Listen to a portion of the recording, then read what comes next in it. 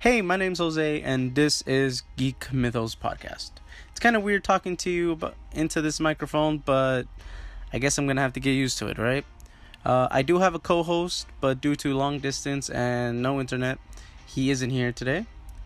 His name is also Jose, but he goes by Joey. He's one of my best friends, and I met him through my job that I've been with for 5 years. He was there around 2006, left, and then I got there around 2014. And I really want to say about 2016 he came back.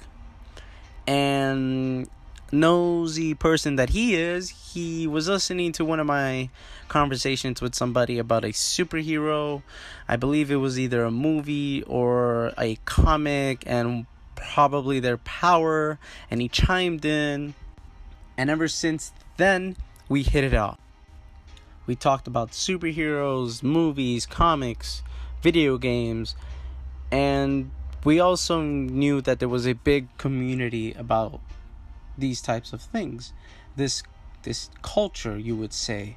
And we wanted to either use some type of platform like YouTube, or probably at the time Instagram, somehow to talk about these certain types of stories that we have learned, loved, and taken to heart with.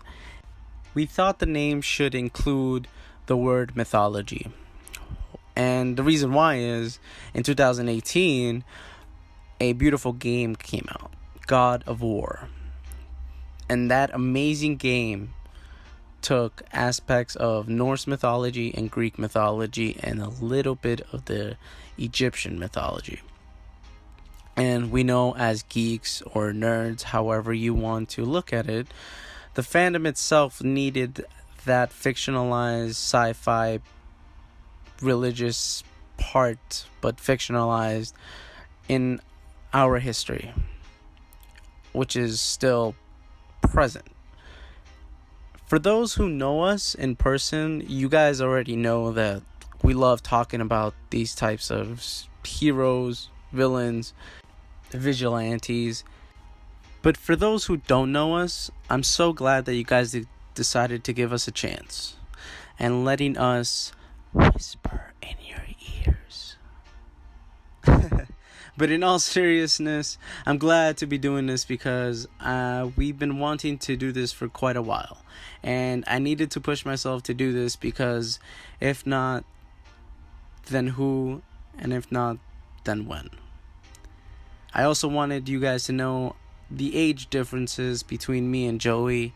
And the reason why is because I'm 23 and he is 35. He obviously has more knowledge in comics, life, entertainment, music, pop culture, and to let you guys know that he also is an artist. And for myself, my background is criminal justice, and I just love reading comics.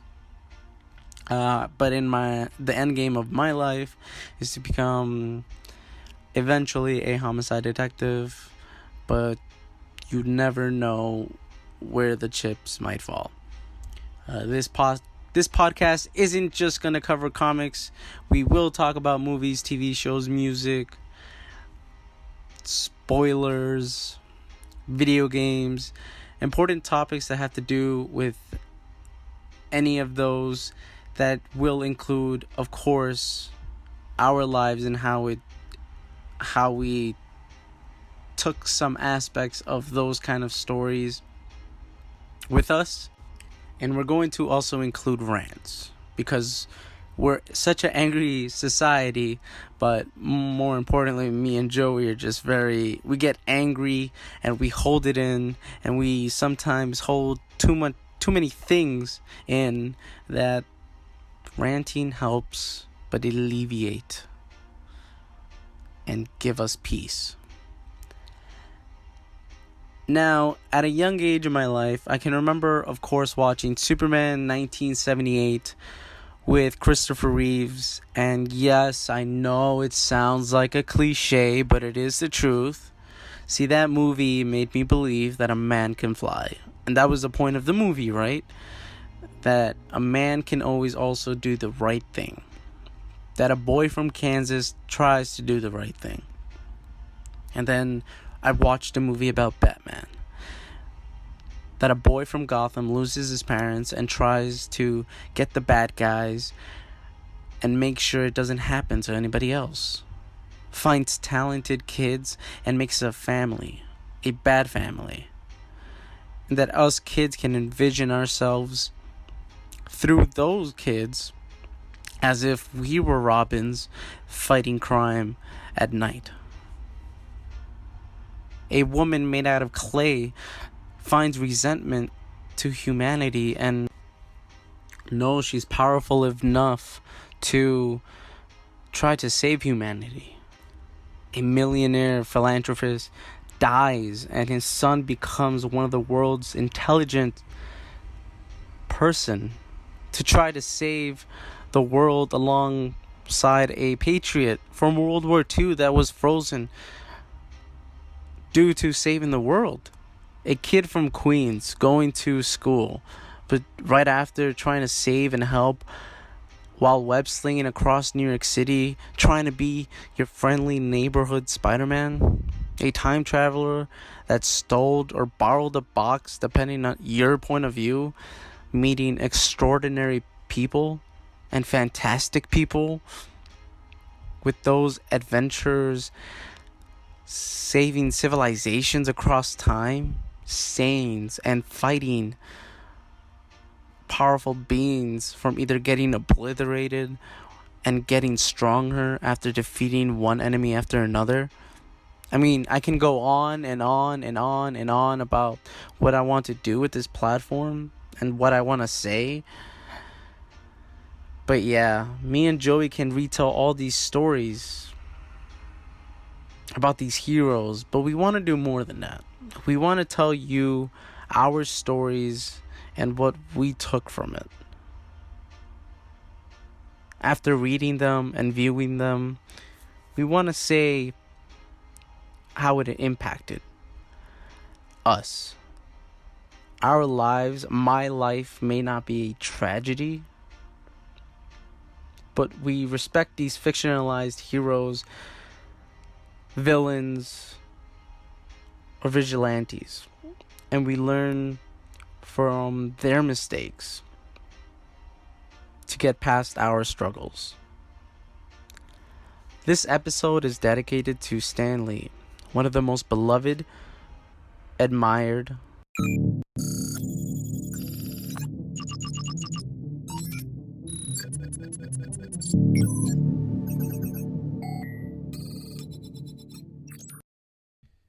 Did I get through? Finally. Look, I'm going to be brief. I kinda sorta had to hack into his transmission to get through, Joker style. Hopefully, he doesn't find out it's me. Well, I mean, if he does, he'll thank me later. Anyway, Jose and I have been trying to get this podcast live for the past, give or take 2 years and a half or so. And it's been in development hell, but here we are. Our fascination with everything geek is the driving force of this podcast. Jose was driven by hope and his love for Superman. For me, it all started with the 1966 Batman television series. From that point on, I was amazed by everything Batman, even when he appeared in Scooby-Doo Meets Batman. You see, Batman wasn't just a show. It was a doorway. It was an introduction to a world I will never deny. I'm a geek and this is my truth. I love Star Wars and I love Star Trek. I love Lord of the Rings, Harry Potter, Spider-Man, Green Lantern, and the list goes on. I would never choose DC over Marvel or vice versa because in the end, they have something in common. They have stories to tell. Jose and I share this common bond, and we're hoping that we can share this with you, with our listeners. We don't know what's going to happen. We can't predict that things will go well. But tell me, what do we have to lose? On November 12, 2018, the legendary Stan Lee passed away at age 95. He will be immortalized through his stories, his creations, and through his incredible but brilliant cameos in movies, cartoons, video games, and television shows. You could even spot him in the animated movie Teen Titans Goes to the Movies, where he makes fun of himself. Stan the Man Lee will be missed, but you see, this isn't a farewell.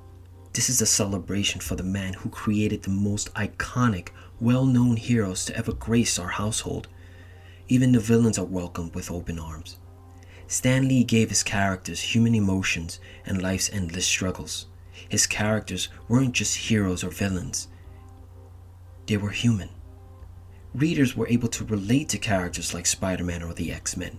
In a time of prejudice and racism, he created the X-Men, 4 teenagers who were treated like outcasts because they were different.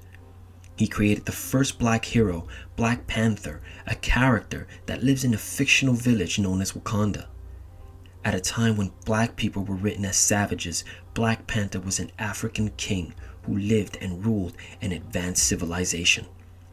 Peter Parker was a socially awkward teen who was bullied daily by his classmates because he was different.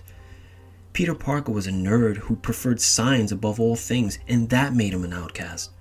However, things change for Peter when he is bitten by a radioactive spider and becomes the amazing Spider-Man. Stan Lee wasn't writing to keep his job, or writing because it was what was expected of him. You see, there was a point in his life when writing comics felt juvenile and a waste of his time, that he almost gave up the profession completely until his wife gave him the inspiration for the Fantastic Four. And from that point on, the rest was history. In 1960, Stan Lee was contemplating leaving Timely Comics. At the time, Marvel went by another name. He didn't see a future in writing comic books anymore. At this point in his life, he believed that writing comics felt juvenile and a waste of his time. During this time, Martin Goodman, owner of Timely Comics, wanted Stan Lee to create a superhero team, similar to the Justice League. Legend has it that the president of DC Comics, Jack Leibowitz, gave Martin Goodman the idea to create a team like the Justice League.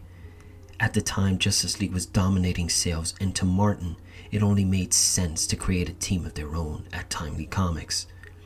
Stan Lee, driven by his wife's inspiring words, is what led him to create the superhero team known as the Fantastic Four. The Fantastic Four, a team of astronauts who were struck by radiation that turned them into the first family of superheroes. The team was led by Reed Richards, who was also known as Mr. Fantastic. Reed had the ability to extend his body like a rubber band to long distances. The beautiful Sue Storm, who also known as the Invisible Woman, is able to turn invisible and create force fields out of her abilities. Johnny Storm, aka the Human Torch, who has the ability to turn his entire body into flame by simply screaming, "Flame on!" And last but not least, the lovable, blue-eyed Benjamin Grimm, who is also known as the Thing. With his mangled, immense stone body and his incredible strength, he is indestructible. However, what he lacks in looks, he has in strength and heart. With co-creator and artist Jack Kirby return, the Fantastic Four easily dominated at Timely Comics. The Fantastic Four weren't just the first superhero team. They also opened doors to many new characters at Marvel. On Fantastic Four, issue 52 to 53, they introduced King T'Challa, the Black Panther. The Inhumans, Galactus, and the Silver Surfer were also introduced in the Fantastic Four comics as well. Not only did the Fantastic Four give birth to popular heroes and villains, but it also gave rise to more radiation and monster-based heroes. The Incredible Hulk struck by gamma radiation, Spider-Man, a teenager who was bitten by a radioactive spider, and Daredevil, a boy who was blinded by radioactive waste that strengthened and multiplied the use of 4 out of 5 senses. In 1962, a scientist by the name of David Bruce Banner was struck by gamma radiation, and the side effect only transformed him into the most powerful monster everyone knows and loves, the Incredible Hulk. Stan Lee's love for classic monsters like Dr. Jekyll and Mr. Hyde and Frankenstein is what led the driving force that motivated Stan to create the Hulk. In 1977, the Incredible Hulk became a household name when actor Bill Bixby played smart but a heartbreaking David Banner for the live-action television show The Incredible Hulk, while bodybuilder and actor Lou Ferrigno portrayed the lovable and angry Hulk. It was the show that gave us one of the greatest themes and its best lines on television. Please, don't make me angry. You wouldn't like me if I was angry. The Incredible Hulk television show did not just give us the Hulk, but as the show progressed, it gave us an early vision of the Marvel Cinematic Universe. When NBC made 2 movies based on the Hulk and some of Marvel's famous characters, Daredevil and Thor, The Incredible Hulk ended in 1988. Years later, Bill Bixby lost his battle with cancer. It's one of those lines you can't help but remember without thinking about Spider-Man. With great power comes great responsibility. Peter Parker was just a smart kid from high school who was at the right place at the right time. Peter Parker was bitten by a radioactive spider and gave him the abilities and strength of a spider. But not only did the spider give him the strength, but the knowledge to create his own webbing. Stan Lee came up with the idea when he spotted a fly around his office. Immediately, he thought, how cool would it be to see a superhero have the abilities to crawl on the walls? Good old Stan ran through a series of names that wouldn't appeal to readers, and then the name hit him. Spider-Man. His idea of Spider-Man was criticized by the owner of Timely Comics, Martin Goodman. Martin Goodman didn't believe in Lee's idea.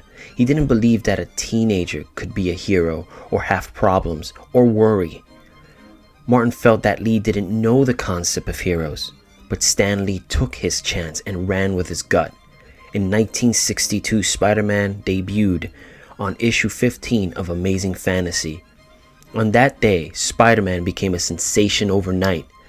After Martin saw the numbers in sales at Timely, he knew what he had to do to have Stan Lee write more Spider-Man comics.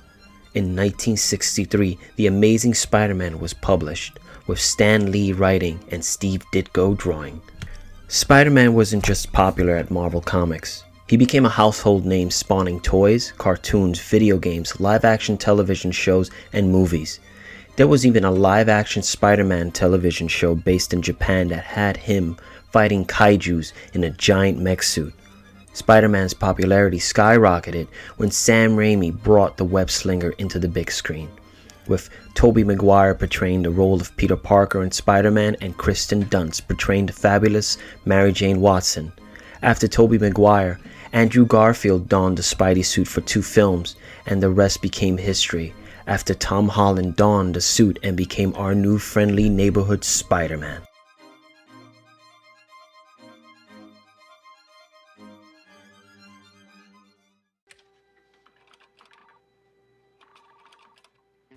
That wasn't very nice of you. You could have just told me so I could edit you in. Duh. Anyways, in 1963, the word mutant became a metaphor for something much bigger.